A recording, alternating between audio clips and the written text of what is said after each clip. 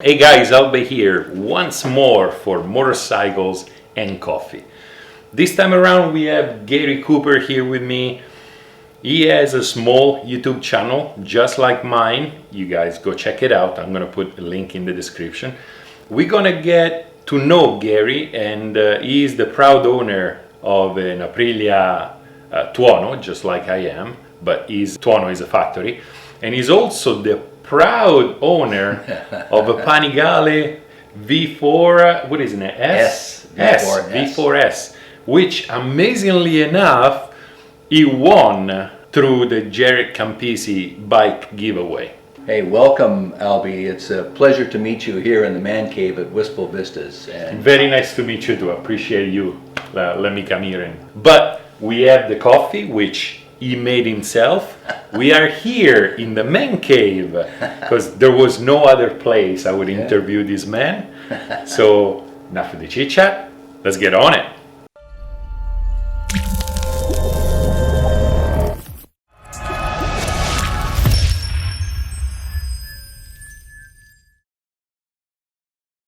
So Garey, first of all, thank you very much for the cappuccino. Amazingly enough, this is one of the best cappuccinos in Southern California. You have two iconic motorcycles in your garage, and I saw some of your video, most of your videos actually, and you seem to have a real passion for motorcycles. What's your motorcycle history? What do you used to have before those two bikes? Albe, I think I'm in common with a lot of young men of my era, and that is when I was a starving college student, cars were expensive and they were complicated and hard to park. So my first machine was a Honda. You will not have heard of it. They made it before you were born. It's called a Honda Dream. 305 cc's, pressed steel frame, 17 horsepower. Indeed, I know my motorcycles, and I can picture it. Well, it's very distinctive. It looks like the 1960s, which it was. That machine served me very well, and as you and I discussed earlier, I rode that for probably 5 years. I loved it. Ultimately, it ended up in a corner in the garage, and I finally had to sell it to some guy, I think maybe $75 or whatever the price was. And I almost, maybe the gearheads will identify with this statement, but I almost cried when that left the garage because it meant so much. It had taken a bunch. No, I completely understand. One thing I noticed, I don't know if you notice the same, it's when I think back at all the motorcycles I used to own and stuff, I wish I never sold any of them. I wish I just tossed it there because when you're broke, those $75 or $300 or $1,000 that you get from your old bike are quite useful. Yes. But then you get in a more comfortable position in life, and you're like, oh, I wish I still had that bike. Yes, you know, true. After the Honda, I was, as I was joking earlier, I was in the gene pool with children and a family and a job, and having a motorcycle on the street was probably not the best idea for a man at that stage of his life. So we had dirt bikes, many dirt bikes through the years. The one memorable dirt bike I had was called an American Eagle, believe it or not. Had a very special chromoly frame with a 250 cc, I think. Might have been 125 cc even. Two-stroke Zundap motor. 4 speeds, 4 neutrals. So you would be ripping through the desert and this thing would fly. It was so lightweight. Hook up the other gear, wing, and have nothing. Yep. And then you would just go, the front wheel would go down and you would just be stuck there going, trying to find a gear. Unfortunately, some of modern bikes actually have few neutrals in their gearbox. So fast forward, and I'm now a retired guy, and I loved cars, and I went through a period with cars, and I remembered my passion for motorcycles. So something that we didn't talk about earlier, there's the Motorcycle Safety School in California, and I said to myself, I'm going to go to that school, and if I feel comfortable, if I have my balance, then I'm going to go back into motorcycles. That's actually the most sensible approach to going back and riding a motorcycle, rather than, you know, I got the time, I got the money, I need a turbo Hayabusa. Yeah. In continuation, I did well enough. The first machine I bought coming back, and I'm very glad I did, was a Kawasaki Ninja 650. And this machine was just enough power that you don't get tired of it right away. Many people buy small motorbikes and then they become very disappointed if it has 25 or 30 horsepower. This had 70 horsepower, so it was entertaining, but rock solid and still manageable. Still manageable, and yet sporty enough. So I spent a couple of years on that, and I'm really glad that was my return. Now, shotgun question.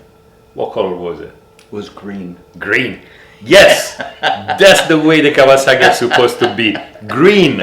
Those oranges, those red, those blacks, none of that. Green. So from this, I went to a completely different direction. I went to our local motorcycle dealership here, Motoforza, and they are a MV Agusta dealership, and they had a Brutale there that is just so beautiful. When you walk into the showroom floor, it's like you see a beauty, and you just say, handcuff me, I want to buy this machine. Yes. Absolutely. Take my money, take my wallet, do whatever you want. Here's my wallet, I want this machine. Yeah. So the Kawasaki went for the Brutale, and the Brutale was raucous and fun. Had a couple of issues, I'm sorry to say. You don't say. Very fun, loved the lightweight and the short wheelbase, all that stuff was really great. And then I ended up with a BMW S1000 single R. Laser sharp. I drove that bike. It's laser sharp. Laser sharp, completely trustworthy. I did have an issue with it. Really? Yeah, the brake cylinder, front brake. I was riding one day and the front brake went spongy, so I took it to the dealership. They bled it. Great guys, BMW of Escondido. Great guys. They bled it. Was great. Went out the next day, spongy again. It was sucking in air. 3 days. Was bringing in air. They worked on it for 4 days. They finally changed the master cylinder because they figured that it was porous, actually. They talked to the factory, and from that point, never had another issue. Machine. So that's a very complete history. We obviously know, as we said at the beginning, that you have an Aprilia and a Ducati right now in your garage. I understand the BMW choice, the S1000, it's laser sharp, as we said, that's the reasonable choice to do. Yes. It's a fairly comfortable sport bike that will give you no problem. Yes. But you also have an Aprilia. And if you look around, Aprilias don't have that good of a reputation. Maybe deserved a bad reputation a few years back. Nowadays the Aprilias are very reliable. What made you choose your Tuono? Well, you know, when you cross over into things Italian, you come into passion and you come into that mystique. And Aprilia is a storied name, and the styling is okay. It's not for everybody, but in my opinion, these two, as we look out this way, Aprilias are just beautiful and well put together. And the number one sales point to me, the motor. The V4 motor is a masterpiece. It was the same for me. I bought that bike almost exclusively because of the V4 engine in there. As a gearhead, just the concept of having a V4 on a motorcycle, so cool. It's like mind-blowing. I love it. On top of that, I think I'm gonna have to replace 2 rear tires for every front tires because the front tires spend so little time on the ground. Amazing. But moving on, so you have the V4 and you have the Tuono. Both bikes, what's the thing you love the most on what bike? Okay, so the Tuono, I think we already mentioned, we can get through very quickly. The motor, the sound and the characteristics of the motor. I think Aprilia just hit it out of the park. They did a marvelous engineering job. not to mention all the other aspects, handling, etc. The Panigale is definitely the handling. There are, my opinion, and I don't want to insult a bunch of Ducati people, but there are issues with this machine, in my humble opinion. But the handling, and obviously you're late in the sports position, but you just wish this thing to go one way or the other, and it does it. It's gone. It just goes. Okay, that's what you like about the bike. Is there anything that you do not like about those bikes? This list of dislikes on the Tuono would be very short, actually, because I think this machine just about does it all. My dislikes would be limited to the shifter.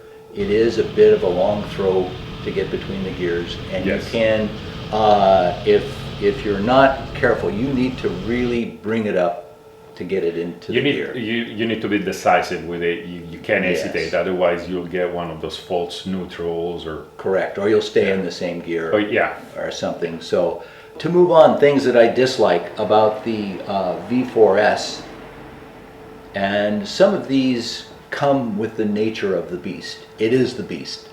But it is a beast. It is a beast. The very first thing I would say is the heat that it throws off to your inner thighs is crazy. Now, I know I've said this on some of my videos, and there are guys that I don't know if they have a V4S or not, and they say, oh, you're a wimp, you're silly, but the heat is intense. Yeah, it's noticeable. It's a lot. To the point that on Facebook V4S owners group, there are guys that talk about what do they do to combat the heat. Some of them wear little bands they put around under their pants. I mean, it's a lot. Yeah. That would be the number one issue, and it's interesting to me that it is as severe as it is. The other thing, the throttle is very sensitive. You touch it. It's great when you're rolling along and you're going good, but sometimes you'll feel a little bit foolish at a stop sign because you'll go, I'm getting more and more used to it, but it is very sensitive that way. I mean, if you add wings, that's a jet fighter. Yeah. So you've got the power. Can be a little twitch. Yeah, I understand. It goes that way. The last thing I would say is the gearing is very tall. You can be literally, you could ride in first gear, except you'd be up and down. Second gear you're illegal in first gear. Second gear, you're going to jail. Yes. And sometimes that's the point of, instead of buying a 1300cc motorcycle, you buy the 950. So I see around the man cave that you have a full toolbox, and you have a desk over there where you're tinkering around. I saw your video that just came out. Guys, go check it out, where you added more carbon fiber to your fully carbon fiber motorcycle. Can there be too much carbon fiber? I would say no, but then I look over there and I see that V4 and I'm like, maybe. So you like to tinker with your bike. What is the next mod you would do to your bike? Well, actually, I have a little timing inspection cover thing that has a bit of red in it. I'm thinking little things like that on the V4S. A little bit of bling. Yeah, little bling for the V4S. Other than that, it's going to stay pretty much as it is. I mean, we have to say that the bike is fully built. And when I say fully built, I really mean I have no budget and I'm going to build the bike. So it's full carbon fiber. The wheels are fantastic wheels. They're beautiful. Carbon fiber and clear clutch cover, rear set, and on and on and on and on. So there is not much to add to that. So hypothetically, what would be your next bike? Well, I think at my end of the runway in life, my next bike is probably going to be a little bit easier riding. Right now, the Tuono is the go-to because it is easier, but it's you still have the vestiges of the RS V4, thank you.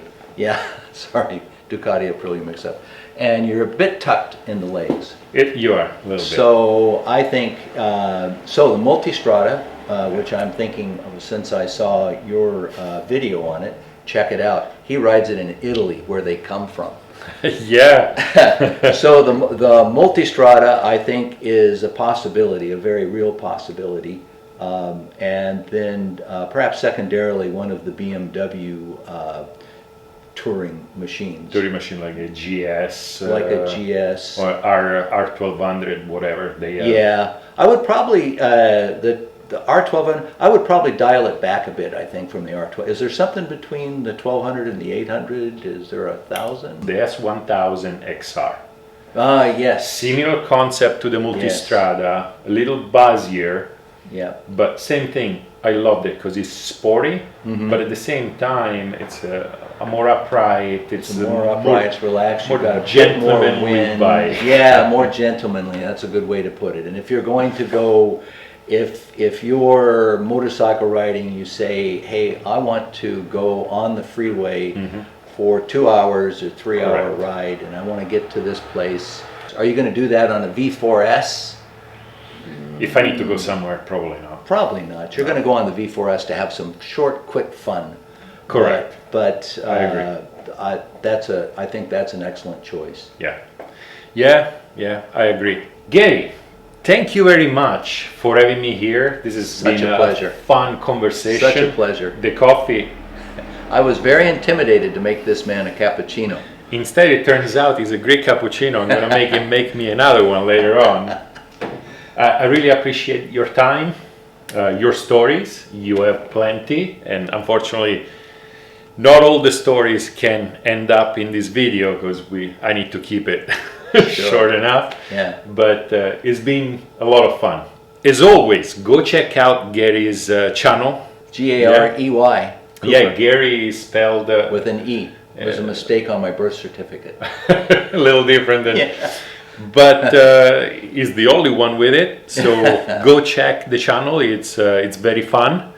And if you guys like this video, if you love this video, obviously subscribe. If you want to support the channel, there is a link down there to support and help out. And nothing, right on, and I'll see you next time. Excellent. Subscribe to this guy. He's fun, he's interesting, and he's got some good knowledge on motorcycles. See you later.